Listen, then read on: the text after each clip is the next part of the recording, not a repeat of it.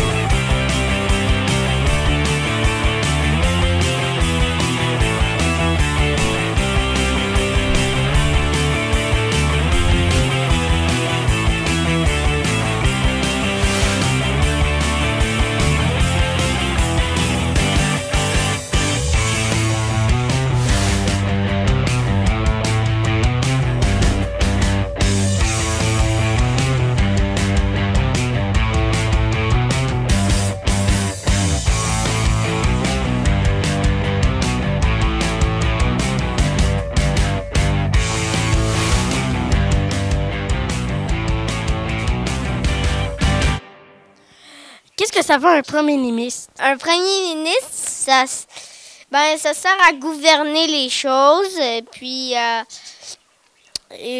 ça à régler des choses, puis ça fait plein d'autres affaires.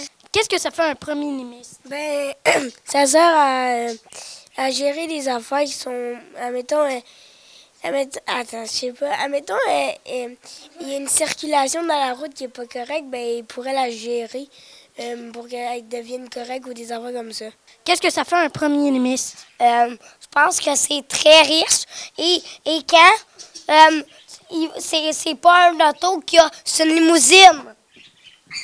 Qu'est-ce que ça fait un premier ministre? C'est un chef. Ben moi, je crois clairement que c'est un président qui gère des genres de problèmes comme s'il y a une personne qui a fait exprès de tuer quelqu'un, il doit genre gérer ça, ou sinon il doit gérer d'autres problèmes que ça. Bonjour tout le monde, je salue tous les élèves de l'école Saint-Julien qui participent à l'émission Scolaire Le Monde. Merci pour vos questions, puis ça me fait plaisir d'y répondre. Je commence par la question de Laetitia. Pourquoi avez-vous décidé de vous impliquer en politique? Bien, ce qui m'a d'abord poussé à me lancer en politique, c'est vous autres, les jeunes. J'ai moi-même 2 garçons, puis ma priorité, bien, c'est de donner à tous les jeunes du Québec les moyens d'aller au bout de leur potentiel. Maintenant, la question de Robin. Est-ce que c'est beaucoup de pression d'avoir à prendre des décisions pour tous les Québécois? Oui, c'est vrai que c'est pas toujours facile. J'ai heureusement une super équipe autour de moi de ministres et je les consulte. J'essaye de prendre les décisions qui sont les meilleures. Ça m'arrive de me tromper, puis alors, ben, j'hésite pas à corriger le tir. Mais ce qui me guide, c'est de faire ce que je pense qui est le mieux pour l'ensemble des Québécois, même si parfois, ben, il y a une minorité qui n'est pas contente. Question maintenant de Roselyne. Qu'est-ce que ça fait de vous faire reconnaître partout et de possiblement faire face à la critique? Bien, quand on est en politique, il faut être capable de vivre avec ça, mais je peux vous dire que la grande majorité des gens sont gentils, même ceux qui ne sont pas d'accord avec moi. Les gens ont vu, pendant la pandémie, entre autres, que je travaillais très fort, 7 jours sur 7. Question de Joshua. À quoi ça ressemble une journée de premier ministre? Bien, ça varie beaucoup, mais les journées que j'aime le plus, c'est quand je peux aller sur le terrain, rencontrer le monde, jaser de leurs préoccupations. Mais je dois aussi répondre aux questions des oppositions, puis les questions des journalistes. Ça s'appelle la démocratie. Question maintenant de Joran. Qu'est-ce qui est le plus difficile dans ce métier? Bien, vous savez peut-être que je suis quelqu'un d'un peu impatient, donc je dirais que je trouve ça difficile quand ça ne va pas assez vite à mon goût. J'ai des grandes ambitions pour changer les choses au Québec, mais en politique, il y a toujours plusieurs étapes avant de changer les choses. Donc, parfois, j'aimerais ça, que ça aille plus vite. Maintenant, Elliot. De quel projet êtes-vous le plus fier? Bien, ma grande fierté, c'est ce qu'on fait en éducation. On a ajouté d'abord des centaines d'orthophonistes pour les enfants qui ont des difficultés d'apprentissage. On a aussi commencé à augmenter le nombre de maternelles pour ceux qui commencent à 4 ans, en particulier ceux qui ont des difficultés. Puis on a commencé à construire des nouvelles écoles plus belles, avec plus d'espace, plus de lumière. Maintenant, Margot. Avez-vous parfois envie de retrouver une vie normale? Franchement, au total, non, parce que j'adore ma job. C'est un privilège immense de servir la population, puis j'aime le Québec, j'aime les Québécois, puis j'espère pouvoir continuer de les représenter encore longtemps. Maintenant, Lévi. Quels sont les projets que vous voudriez réaliser les prochaines années? Bien, dans les prochaines années, j'aimerais ça réussir le grand chantier qu'on appelle l'économie verte. Je veux que le Québec soit un leader mondial en construisant des batteries pour les véhicules électriques, des autobus électriques, de l'aluminium vert, de l'acier vert, donc qu'on soit un modèle et en environnement et en économie. Donc, j'espère que ça répond à vos questions. Merci beaucoup.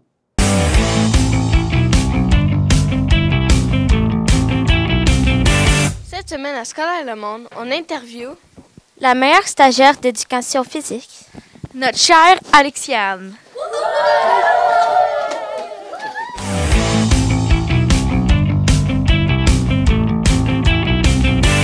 Pourquoi avez-vous décidé de devenir professeur d'éducation physique? Parce que moi, j'aime beaucoup les enfants, fait que j'aime beaucoup les sports aussi. Donc, mélanger les deux ensemble, je pense que ça rejoint ma passion là, pour les enfants, pour transmettre un savoir de sport. Fait que, voilà. Vous avez déjà été dans le bedon de Youpi, la mascotte. Racontez-nous votre expérience. Dans le fond, ça a commencé qu'à Sherbrooke, ils cherchaient du monde pour travailler auprès des Canadiens, donner des cours de patin. Moi, je suis allée, j'ai donné mon nom, mais je savais pas que j'allais travailler avec les Canadiens. Puis là, avec la COVID, ils cherchaient du monde. Donc là, j'ai été la mascotte.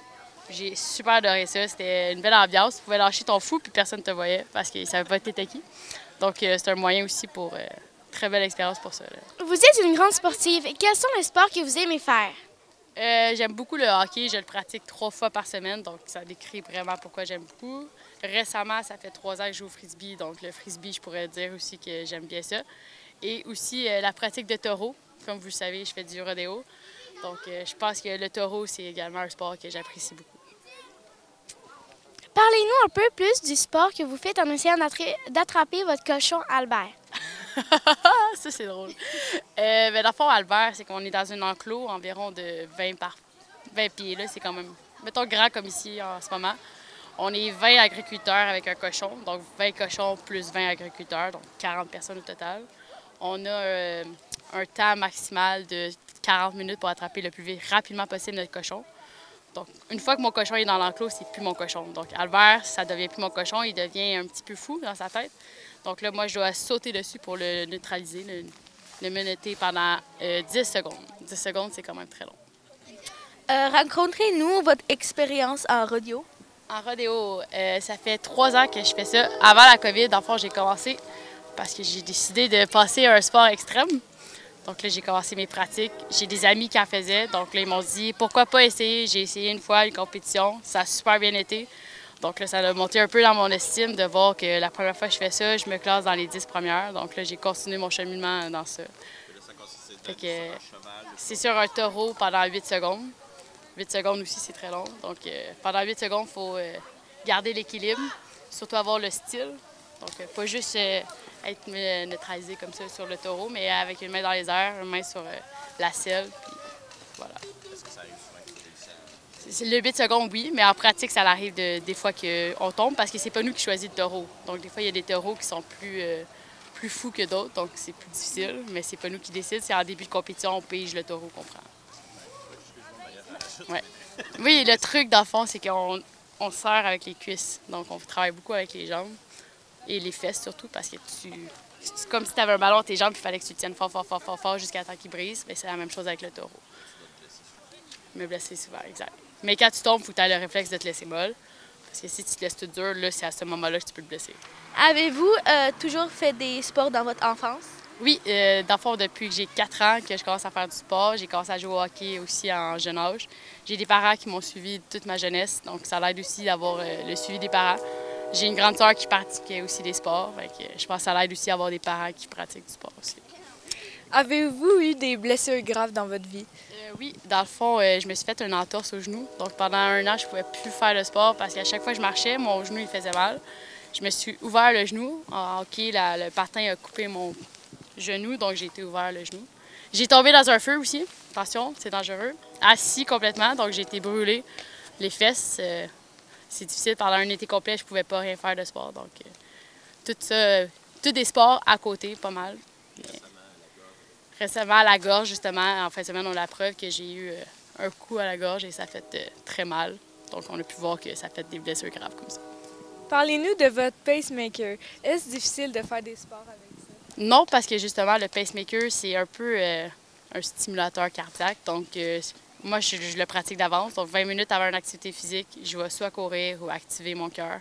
Donc là, ça permet de mieux circuler dans mon corps. Donc, dans les premiers temps, j'ai eu de la difficulté à m'adapter au choc, mais après ça, c'était correct.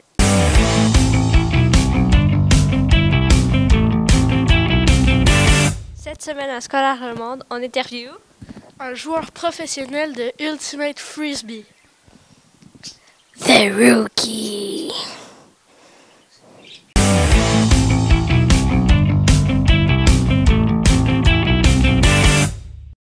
Ton nom, c'est le Rookie, mais c'est quoi ton vrai nom? C'est Julien Bernard. Okay. Comment avez-vous commencé à jouer au Ultimate Frisbee? J'ai commencé au secondaire, en secondaire 3. À mon école secondaire, il offrait ce sport-là, puis j'ai décidé d'essayer ça parce que ça me tentait, puis je suis tombé en amour avec ce sport-là, puis depuis ce temps-là, j'ai jamais arrêté. Okay. Parlez-nous de votre ligue professionnelle du Ultimate Frisbee. Oui, dans le fond, dans la ligue, nous, il y a plusieurs divisions. Nous, on joue dans la division S, donc on va aller jouer contre Toronto, Ottawa, Philadelphie, New York, Washington. Puis c'est un peu l'équivalent de la Ligue nationale de hockey, comme les Canadiens de Montréal, mais pour le Ultimate Frisbee. Donc, c'est ça. Okay. Comment on fait pour accéder à cette ligue professionnelle? Dans le fond, à chaque année, il y a des essais libres où est-ce que tout le monde peut venir puis essayer de faire l'équipe. Puis là, à partir de ça, le coach il va faire des sélections. Puis là, ils vont choisir environ 28 joueurs pour faire l'équipe. Puis là, à la suite de ça, si tu es pris, ben là, à partir de là, tu fais l'équipe. Puis tu commences à faire les pratiques, puis à faire les matchs. Et quel entraînement ça demande pour jouer au Ultimate Frisbee? On a des entraînements musculaires en salle de musculation. On a aussi des entraînements de sprint pour améliorer notre course puis nos sauts en hauteur. Puis on a évidemment des pratiques de frisbee 2 fois par semaine. Donc on va aller pratiquer pour faire des matchs entre nous. Puis c'est ça. Qu'est-ce qui est difficile dans le sport d'Ultimate Frisbee? Ce qui est dur, moi je trouve, c'est vraiment la défensive. Être capable de suivre un joueur qui va aller courir vraiment vite, faire plein de changements de direction. Puis là, toi, tu dois vraiment le surveiller de proche pour pas qu'il aille le frisbee. Moi, je trouve que c'est vraiment une partie difficile du sport. Puis une autre partie difficile, c'est aussi le vent, la température. Le frisbee, là, il va vraiment être influé beaucoup par le vent. Fait que des matchs qui ventent beaucoup, c'est vraiment dur. Quelles sont les qualités requises pour pouvoir jouer à l'Ultimate Frisbee? Faut que tu sois athlétique, donc tu cours vite, que tu sautes haut. Il faut que tu aies un bon cardio, tu cours beaucoup, les points des fois sont longs. Puis aussi, il faut que tu aies une bonne vision du jeu. Tu vas avoir des fois 5-6 joueurs devant toi avec chacun des défenseurs. Donc, c'est dur parfois de savoir qui est libre. Il faut que tu aies vraiment une bonne vision de jeu pour lancer à la bonne personne. Pratiquez-vous d'autres sports? Moi, je pratique pas d'autres sports, mais pas sérieusement. Mais par exemple, l'hiver, je vais faire du ski. Des fois, je vais aller jouer au basket avec des amis, au soccer. Mais sérieusement, je pratique vraiment juste ce sport-là. Est-ce que vous vous êtes déjà blessé gravement? Je suis chanceux, ça m'est jamais arrivé de m'être blessé gravement. Je me suis déjà foulé une cheville. Comme là, je me suis foulé le pouce au dernier match. J'ai une petite blessure au talon, mais c'est rien de grave. Je suis chanceux parce que dans notre sport, il y a beaucoup de blessures aux genoux, aux chevilles qui sont plus graves, qui vont durer des fois 1, 2 ans. Fait que je me compte vraiment chanceux de jamais m'être trop blessé. Merci. Merci à vous.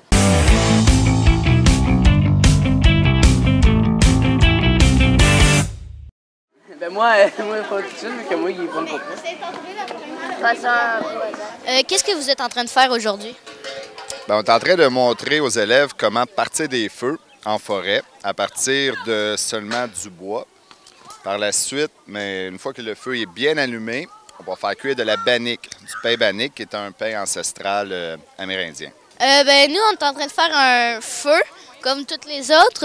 Puis on fait 2 périodes de ça. Faut prendre du bois, puis des allumettes. Puis c'est comme de la survie. Puis il faut faire chauffer du pain ancien, du pain bannique, je crois. Puis c'est vraiment bon. Puis on peut mettre soit des raisins, soit des pépites de chocolat dans notre pain pour donner un assaisonnement. Est-ce que ça goûte bon? Ouais. Vous avez mis quoi?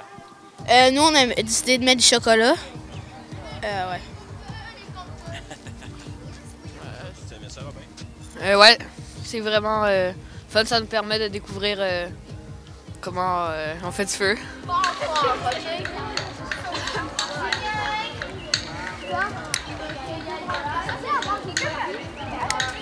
On a tendance à vouloir trop en mettre, mais il faut le partir petit, puis après ça, on en rajoute tranquillement.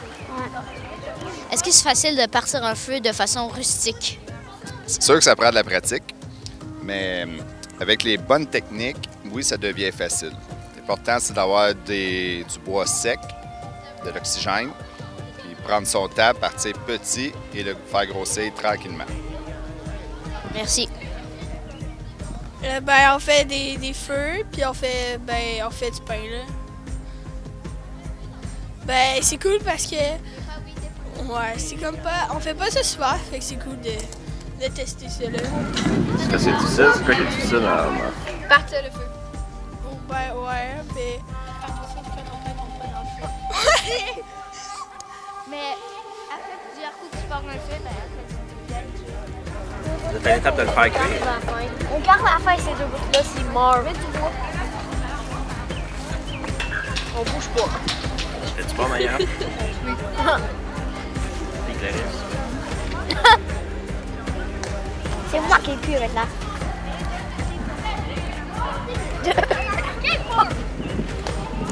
Méchant! Bada!